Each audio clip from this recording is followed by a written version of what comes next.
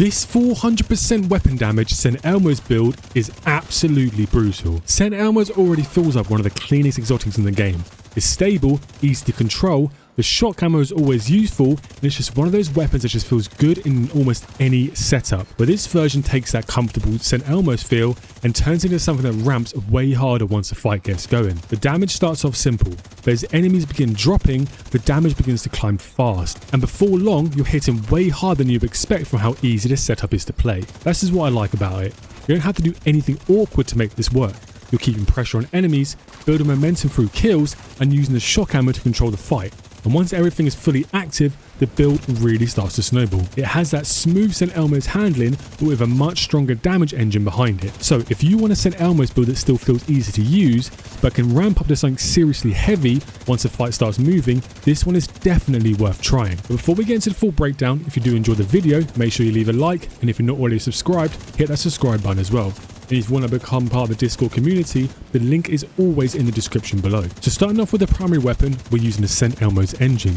The attributes are assault rifle damage, health damage, and damage to armor. I haven't rolled this one properly yet, so you usually want to use damage to targets out of cover, but I've only got damage to armor. The talent on this one is Actim Est. Shooting an enemy with this weapon will give you 1 stack. At 100 stacks, the next magazine will be 100% filled with shock ammo. This is one of the reasons why the Sent Elmo is so easy to build around. You don't need to do anything awkward to activate the shock ammo. You need to just shoot enemies, build the stacks naturally, and when the shock magazine comes through, it gives a really nice control window. That shock ammo can stop enemies pushing you, interrupt rushes, lock down annoying targets, and give you another safer way to keep shooting. And because this build is full red, having an extra control is actually extremely useful. You're not relying on armor or bonus armor to save you. Anything that gives you a bit more breathing room is worth having. The Sent Elmo's build feels really stable in this build because it's around crits, weapon damage, and keeping pressure on enemies. The more consistently you land shots, the easier it is to keep everything moving. To farm a Sent Elmo's engine, you can get the blueprint for the True Son's Killstroke from Retaliation. For the secondary weapon, we're using Lexington. The attributes are assault rifle damage, health damage, and damage to targets out of cover. And then the talent on this, we're using Killer. Killing an enemy with a critical hit grants 70% critical hit damage for 10 seconds. This is a really nice talent to have on a build like this, especially when we're building around sitting on strong crit hit damage. Once Killer is active, the crit damage can climb very high, and because this build is already trying to keep these kills rolling, the talent fits very well with this playstyle. That being said, this sort is still personal preference as it usually is on my builds. You don't have to use a Lexington. You can run an LMG, a shotgun, an SMG, or whatever you really prefer. If you do want to get the Lexington, you can get it from the dust storm caches going on right now. For the sidearm, as usual, it is the quick step pistol. This talent on this one is 20% movement speed boost. It's useful for moving between enemies, repositioning quickly, and getting yourself out of bad angles. To get this, you can get it through the Houndsman bounty, or you can get it through the dust storm caches on the event right now. For the main gear set, we're using 4 pieces of concentrated company: mask, backpack, holster, and knee pads. The 2-piece is giving us weapon damage. That is just a straight damage increase, so it fits the build perfectly. The 3-piece bonus gives us 30% weapon handling. That gives us better accuracy, stability, reload speed, and weapon swapping. On a build using assault rifles, that makes everything feel a lot smoother. The Sent Elmo's is already stable, but adding more weapon handling makes it even easier to stay on target and keep landing those shots. The 4-piece is giving us the talent Camaraderie. Shooting the enemy marks them for 7 seconds. When a marked enemy dies, receive 1 stack of 3% weapon damage and 2% critical hit damage for each ally or skill that has contributed to killing the enemy, including yourself. Max stack is 35. Stacks decay every 10 seconds. Maximum amount of marks that can be placed is 4. This is important because this build is not just about shooting one enemy at a time. You want to mark enemies, keep pressure on them, then use those kills to build up your stacks. Because skills can also contribute. This is one of the reasons why we're using the striker drone. If the drone contributes to the kill, that can help you build stacks faster than you would by yourself. Then, as we're using the backpack, we also get the talent One for All, and we're increasing the weapon damage per stack from 3% to 5%. So instead of a full 35 stacks giving 105% weapon damage, the backpack raises that to 175% weapon damage. The crit hit does stay at 2% per stack, so a maximum stacks concentrated company gives us 175% weapon damage and 70% crit hit damage. That is the main reason this setup can ramp so hard. You're not just getting a little bit of damage after each kill. Once your stacks are up, it build becomes huge with huge damage increases as well. The only thing to keep in mind is the stacks are conditional. You don't start every fight with 35 stacks. You need marked enemies to die, and once the fight starts to slow down too much, the stacks will decay. For the chest, we're using the Equalizer chest. This gives us a unit alloys brand bonus of 5% fire rate, and that works nicely here because the fire rate means more hits, more crits, and more pressure. And the talent is Perfect Obliterate. Critical hits increase total weapon damage by 1% for 10 seconds, stacking up to 24 times. Because of running crit setup already, using weapons that can land crits properly, Perfect Obliterate builds very naturally. You don't need to go out of your way to activate it. You shoot enemies, land crits, and the damage stacks up in the background. At maximum stacks, Perfect Obliterate gives 24 total % weapon damage. That adds another strong layer on top of the total weapon damage you're already building. Then for the gloves, we're using the Overdog's exotic gloves. The talent on this is Weakest Link. I don't think I need to go over this too much because we go over it quite a lot, but it's basically just more amplified damage to the lowest ranking enemies currently in combat. Basically just gives you another damage layer on top of all the damage we're already doing. It matters here because the build already has a very high amount of weapon damage coming from the main gear setup, then another total weapon damage layer coming from the Perfect Obliterate. So rather than only adding one more normal condition weapon damage layer, Overdogs helps push the final damage higher by amplifying what's already there. And this is why it fits so well. Moving on to attributes, it's quite self-explanatory. It's just majorly done with crit chance and crit damage. On the mask, we have weapon damage, crit chance, crit damage. On the chest, we have weapon damage, crit chance, crit damage. On the holster, we have weapon damage and crit chance. On the backpack, we have weapon damage, crit chance, crit damage. On the gloves, we have weapon damage, crit chance, crit damage. And on the knee pads, we have weapon damage and crit damage. So overall, as I said, this setup is a full red crit build. We're mainly looking for weapon damage, crit chance, and crit damage across this whole setup. For the first skill, we're using the Striker Drone. And drone is useful here because it adds extra pressure, distracts enemies, and also contributes towards kills. That matters because Concentrated Company gives stacks based on alloys and skills that contribute to killing marked enemies.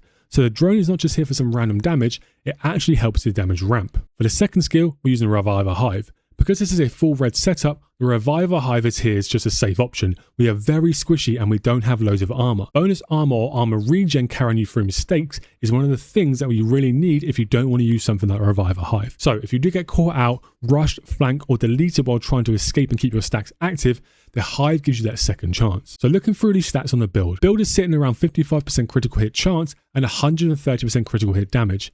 You could move more towards the crit hit chance of 60% if you want, but I've opted to stand around a 55% to get more crit hit damage to build it higher. At full Concentrated Company stacks, this build gains another 70% critical hit damage, taking it around to 200%. Then if we are swapping to the Lexington, on top of that, we get another 70% critical hit damage as well, making it around 270% critical hit damage in that window. For the damage side, the main number comes from Concentrated Company. So at 35 stacks, that is around 175% weapon damage. The two-piece bonus adds 10%, so it's 185%. Then we include the normal 100% base on top of that, giving us 285% weapon damage as another layer.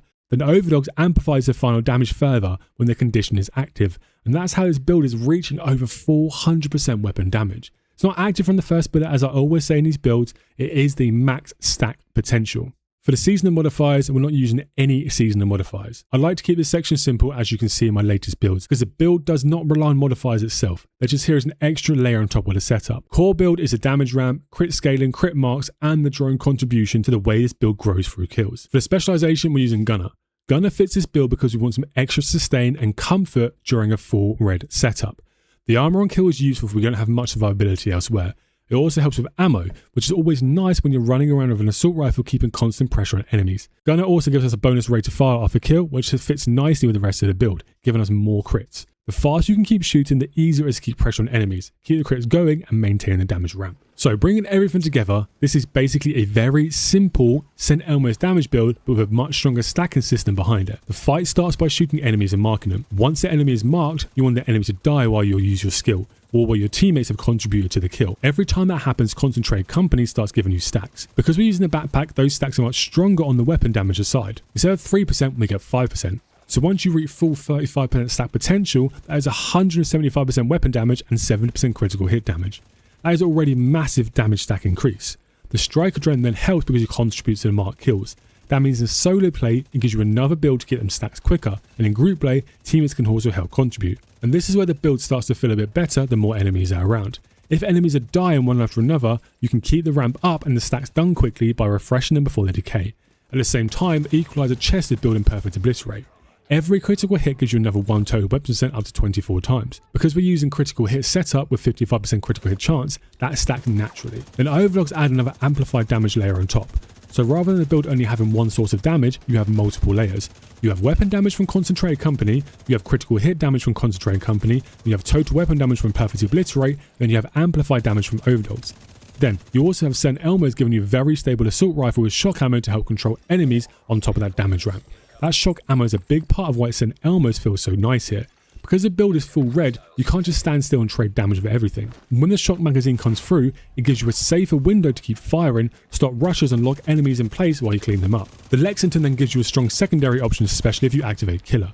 With Killer active, the critical hit damage then gets pushed even higher. So if you want to swap weapons and play around with that critical window, you can.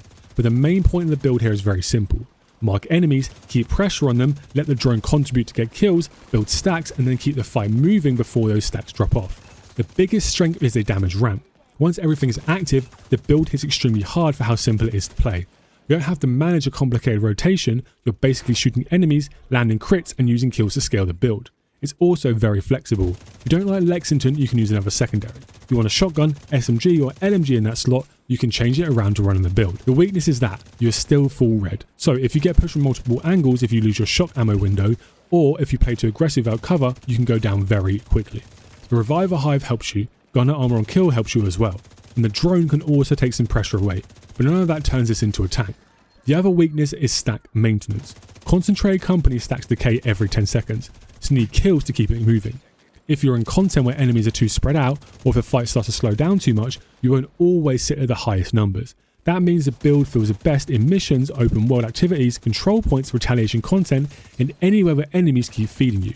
In group play can also work really well because teammates can contribute to the marked kills, but you still need to be active and keep marking targets. Overall, this is not trying to reinvent Ascent Elmos at all, it's just taking a very strong, very comfortable exotic and putting it into stack and damage setup that can ramp much harder than it first looks.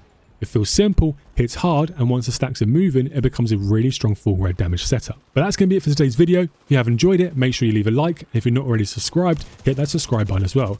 Let me know in the comment section below whether you'd use a Cell Elmos with this build or whether you'd use a completely different weapon. If you do want to become part of the Discord community, the link is down in the description for that. And if you want to become a member of the channel and help me out personally, the join button is down there as well. It's completely optional, but if you do feel like you want to personally support me, that is there for you.